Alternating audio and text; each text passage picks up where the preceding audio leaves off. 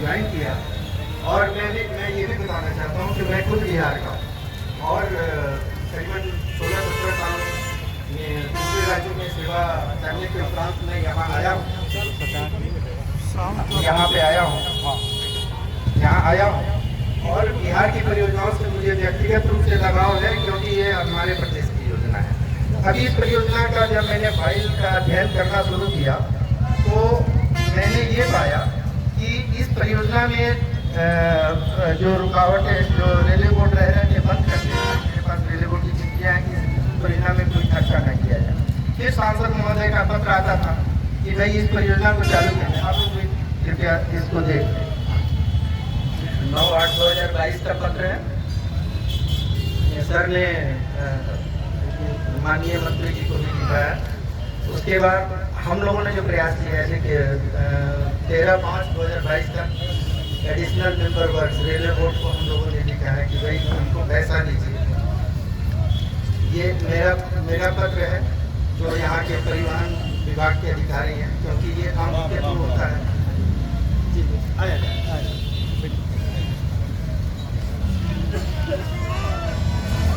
तो ये मैं उनको भी हेडक्वार्टर को अपने लिखता रहा हूँ। इसके अलावा ये जो निरीक्षण जो GM महोदय के द्वारा किया गया है उसमें भी इस परियोजना की बातें उठाई गई है। ये हमारे पूर्व CEO साहब थे जो भी रेलवे बोर्ड में है, दिनेश कुमार, इन्होंने भी एडिशनल मेंबर को अपने ओर से अप्रैल 2022 में पत्र लिखा है।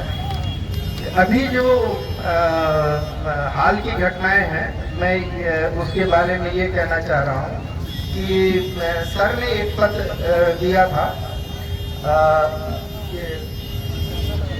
20/12/22 को मंत्री जी को, और उस पर मैंने फिर अपने हेडक्वार्टर को लिखा कि ऐसे सांसद महोदय का पत्र प्राप्त हुआ, इस कार्य को फिर से चालू करने के लिए आप रेलवे बोर्ड को लिखें।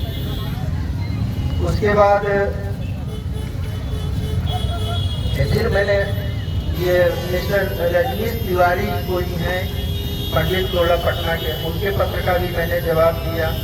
इधर रेलवे बोर्ड से सैंक्शन कराया 1-2 को, क्योंकि ये परियोजना बहुत पहले सैंक्शन हुई थी। तो 10-15 सालों के बाद क्या होता है, रेलवे के मापदंड और बदल जाते हैं, स्पीड बदल जाती है और नई नई टेक्नोलॉजी आ जाती है।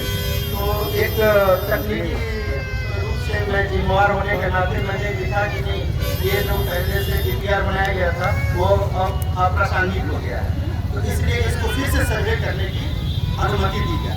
तो ये 1 फरवरी 2023 को हमें ये पत्र प्राप्त हुआ, और जैसे प्राप्त हुआ हमने सर्वे का कार्य फिर से शुरू करवा दिया।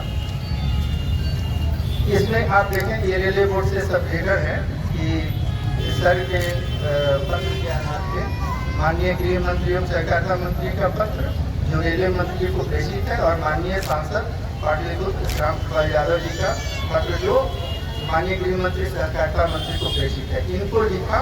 और इसमें PM की गति शक्ति पर सर आपने रिक्वेस्ट किया था कि उसमें कार्य और तेजी से होता है, तो मैंने इस पत्र को भी आगे बढ़ाया था। ये सर का पत्र है जो 1/8/2023 साल का है, और हम लोग त्वरित कार्रवाई करते हैं। ये माननीय अमित शाह जी का पत्र है जो मंत्री जी को लिखा गया था। तो ये सब कार्य करते हुए फिर इसमें रेलवे बोर्ड से हम लोग कार्य कर ही रहे थे कि रेलवे बोर्ड से आया कि भाई ये फिर हमने अपनी ओर से फिर पत्र लिखा कि साहब इस कार्य को जल्दी शुरू करवाया जाए।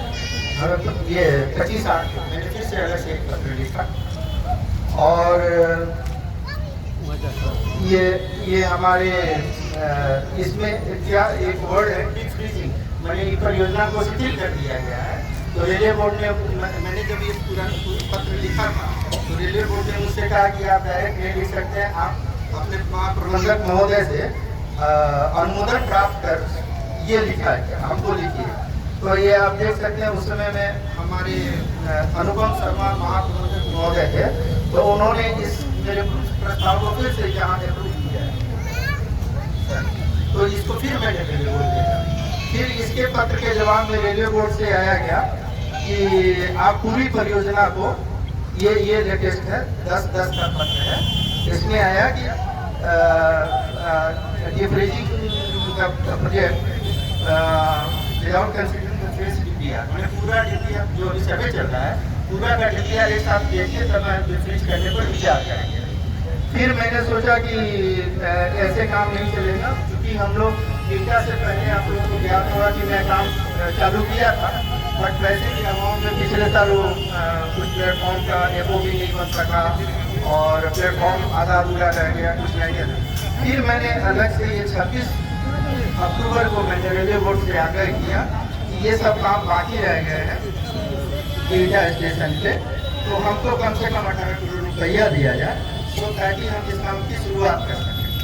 तो अभी हमारे जो नए महाप्रबंधक महोदय आए हैं, रेलवे बोर्ड में पहले ये काम वही देखते थे जो सैंक्शन वगैरह करने का काम, तो आते ही हमारे प्रशासनिक अधिकारी महोदय ने पूछा था कि कब आपका क्या हुआ सर, उसका हम लोगों ने लेकर भेजा था, तो उन्होंने बताया कि आपकी मैडम और फाइनेंस की हमारा जो फाइनेंस कमिश्नर है उनके पास और आशा है कि ये पैसे मिल जाए।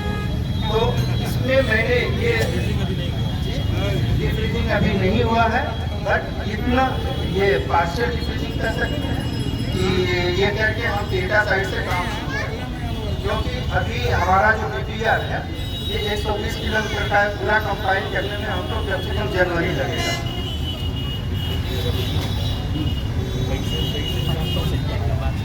आप मेरी बात मैं वही से आप बात ये डिफ्रीजिंग और पार्शियल डिफ्रीजिंग की मैं बात कर रहा हूँ, आंशिक रूप से डिफ्रीजिंग। मैंने इस पत्र के माध्यम से रेलवे बोर्ड से ये कहा है कि आप आंशिक रूप से जो डेटा यार्ड के जो काम है उसको डिफ्रीज कर दिया है, उतने की अनुमति आप देते हैं, और बाकी जब मेरा पूरा डीपीआर हो जाएगा तो पूरे प्रोजेक्ट को डिफ्रीज कर दिया। अब रही बात कि टीटा का जो मैंने माना कि टीटा में डिफ्रीज कर देने से टीटा स्टेशन पे जो भी काम होगा तो वो तो होना ही है, आज हो या कल हो या परसों होना है। तो ये चीज़ भी मैंने लिखा है कि अगर मैंने आगे लाइन जाएगी तो डेटा में का काम होना है, और डेटा में जो कंजेशन हो रहा है उसके लिए भी ये जरूरी है कि एक और लाइन हम दे दें ऊपर से एफओ